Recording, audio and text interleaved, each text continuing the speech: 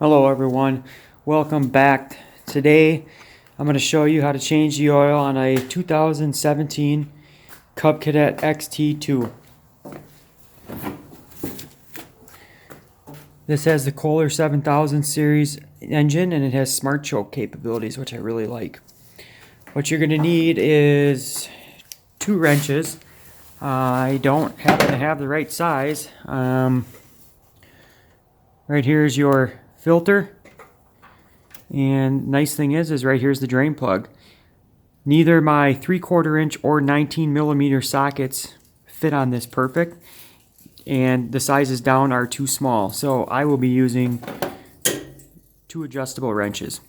You're going to want to let the engine run for about 5 minutes so the oil is nice and warm. Take the drain plug, 2 wrenches on it, and counterclockwise. Loosens it up. Put your drain plug down below.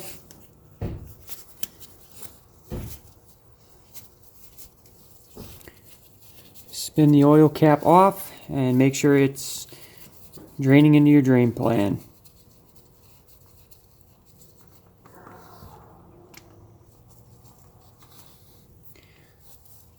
Once I do that, I still have to hold this, and then I will remove the oil fill cap so the oil drains out a lot faster.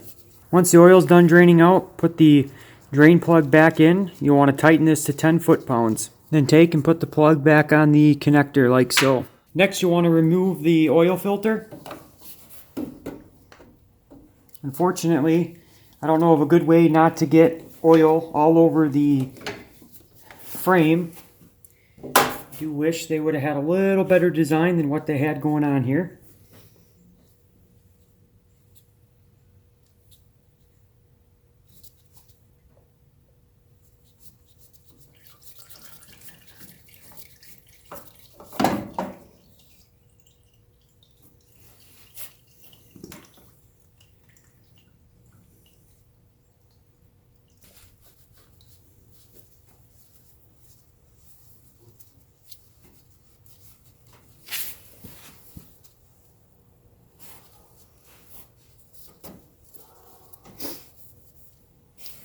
You got your new filter, which if you're going by the Kohler model or part number, it's going to be 5205002. There are 2 filter number options for this engine, according to my dealer. And then I'm going to be putting, according to the manual, I'm going to be installing 10 weight 30 motor oil. And the manual says to fill this up and let it sit for 2 minutes so that the oil can absorb into the filter.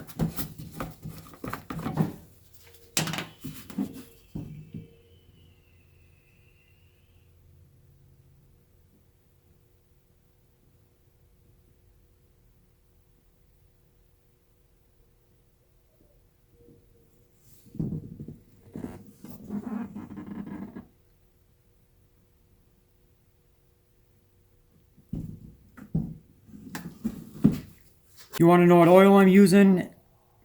Sicko Super Guard motor oil 10 weight 30. Nothing special. Gets the job done. Now I will say that when I do this, I fill it up and then I let it sit so whatever soaks in, soaks in. If you fill it up and it's right up to the top, I found it's extremely hard to get it back on the engine without making an oil mess. Before you put it on, they recommend you take the oil and just make a bead around the top so that it seals better. Now we'll put the filter back on and try to make as little mess as possible.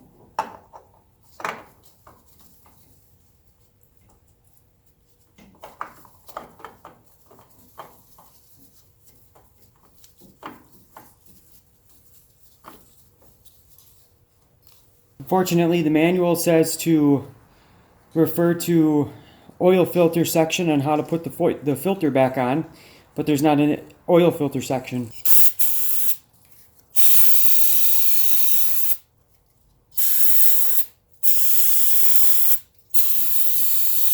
And then I just take some brake clean. I just take some type of brake cleaner, spray it on there to try to get all the oil off. I try to avoid spraying it on the hoses as I've heard that brake cleaner is not good for rubber hoses. One thing I didn't mention before is before I take the filter before I take the dipstick up and I took this filter off, I did clean around all the surfaces, and I would recommend you do the same, just so that you don't get any dirt or anything that goes back in there. Next step is I get my funnel, which I've cleaned out, put it in the filler. The engine's supposed to take 2 quarts of oil, so what I'll do is I'll put 1.5 quarts in, and then I will double check the dipstick and see where it's at.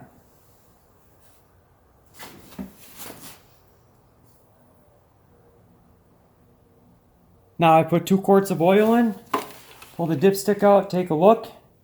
Right at the top of the dipstick, that's where you want it. So the next step, start the engine up, let it run for a minute. Check for leaks.